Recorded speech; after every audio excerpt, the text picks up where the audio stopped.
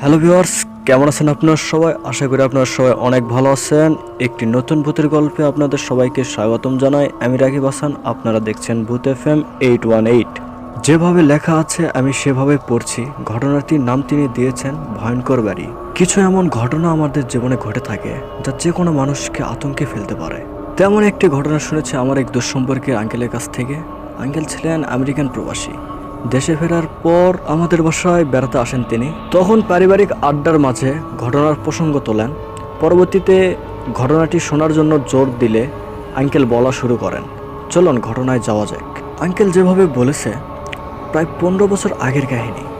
আমি তখন নতুন নতুন আমেরিকায় গেছি। তখন একটি রেস্টুরেন্টের ওয়েটার ছিলাম আমি।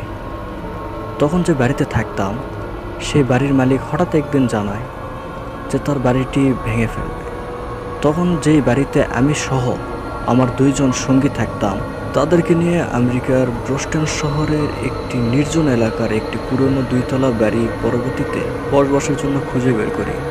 বাড়িটা কিছুটা পুরনো হলেও দেখতে খুব সুন্দর ছিল এবং তুলনামূলক ভাড়া কম হওয়ায় আমরা 3 জনে রাজি ছিলাম। বাড়িটি যার কাছ থেকে নেই তাকে আমরা পুরো 1 মাসের ভাড়া শোধ করে বাড়িতে উঠি। বাড়িটি ডুপ্লেক্স সিস্টেমের ছিল, কিন্তু আমাদের শুধু নিচের তলায় থাকার অনুমতি দেন। বাড়িটি খুলে দিয়ে যাওয়ার দিন কেয়ারটেকার আমাদের বলে যান মাঝে মধ্যে কিছু আওয়াজ হতে পারে, এগুলোতে কখনো কান দিবেন না এবং আওয়াজের উৎস খুঁজে তার পেছনে যাওয়ার চেষ্টা করবেন না। লোকটার কথা শুনে কিছুটা খটকা লাগলো, সন্দেহ হলো আমার। আবার সন্দেহ বাড়ায় বাড়িটার 2য় তলায় যাওয়ার যে সিঁড়িটা আছে সেটা দেখলাম কাঠ দিয়ে এমনভাবে বন্ধ করা যেন কেউ উপরে যেতে না পারে। বাড়িতে কি কোনো সমস্যা আছে নাকি, এই কথা কেয়ারটেকারকে জিজ্ঞেস করাতেই সে থতমত খেয়ে গেল। থতমত খেয়ে সে বলে, সমস্যা থাকলে কি আপনাদের কাছে ভাড়া দিতাম? তারপর আমি তাকে জিজ্ঞেস করলাম উপরে যাওয়ার সিঁড়ি বন্ধ কেন এবং কিসের আওয়াজের কথা বলছেন। কেয়ারটেকার তখন বললেন উপরের তলায় কিছু মূল্যবান জিনিসপত্র আছে যার কারণে কারো যাওয়ার অনুমতি নেই এবং আওয়াজ স্বাভাবিকভাবে আসতেই পারে, এগুলোতে কান দিবেন না, আমি এখন আসি। এই বলে কেয়ারটেকার তাড়াহুড়া করে চলে গেলেন। কিছুটা সন্দেহ হলো আমাদের 3 জনেরই, কিন্তু থাকার জন্য বাড়িরও প্রয়োজন, তাই কিছুটা সন্দেহ নিয়ে বাড়িটিতে থাকতে শুরু করলাম। বাড়ির ভিতরে অনেকগুলো রুম ছিল, তাই আমরা 3 জন 3টা রুমে থাকতে শুরু করলাম। বাড়িটা যেমন সুন্দর ছিল রুমগুলো তেমনই খুব সুন্দর ছিল। রুমের ভিতর প্রবেশ করে আমি অবাক হয়ে যাই। অবাক হওয়ার কারণ হলো এত সুন্দর রুম এত কম ভাড়ায় কিভাবে সম্ভব। আবার মনে মনে এটাও ভাবতে লাগলাম আমাদের কপাল মনে হয় সত্যিই ভালো, কেননা থাকার জন্য একটা বাড়ি পেলাম এবং যেখানে আমরা কাজ করি সে জায়গাটাও এখান থেকে বেশি একটা দূরে না। এসব ভাবতে ভাবতে আমার জিনিসপত্র রুমে নিয়ে আসলাম। রুমের ভিতরে দেখলাম একটি বেড, বেডের পাশে একটি টেবিল ও একটি পুরনো আলমারি ছিল। আলমারিটা পুরনো হলেও বেশ শক্তপোক্ত ছিল, এজন্য আমার কাপড়গুলো সবই আলমারিতেই রাখলাম।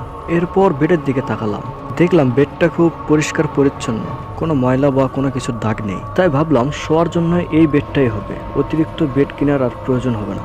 প্রথম দিন খুব ভালোই কাটলো, তবে এই বাড়িতে গা ছমছমে একটা ভাব আছে। ঘটনা শুরু হয় 2য় দিন থেকে। রাত 3টা এক বিকট আত্মচিৎকারে ঘুম ভেঙে যায় আমার। হঠাৎ করে ঘুম ভেঙে যাওয়ায় শরীরে একটা কম্পন সৃষ্টি হয়েছে বুঝতে পারলাম। তারপর আওয়াজটি শোনার চেষ্টা করলাম।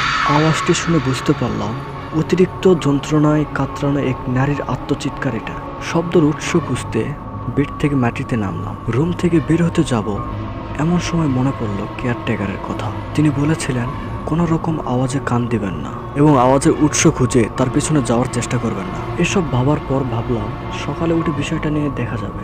সকালে উঠে আমার সহকর্মীদের সঙ্গে এই ব্যাপার নিয়ে কথা বললাম।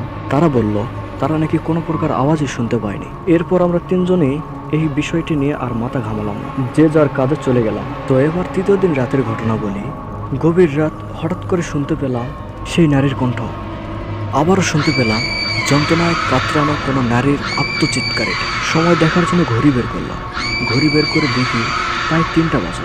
মনে মনে ভাবলাম আমি হয়তো কিছু ভুল শুনতেছি, কেননা সকালে যখন আমি আমার সহকর্মীদের এই ব্যাপারে জিজ্ঞেস করেছিলাম তখন তারা বলল তারা নাকি কিছুই শুনতে পায়নি।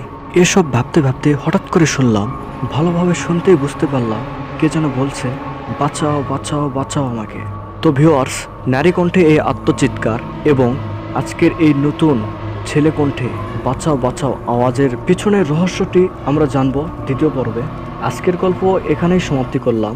পরবর্তী পর্ব অতি শীঘ্রই আসতে চলেছে।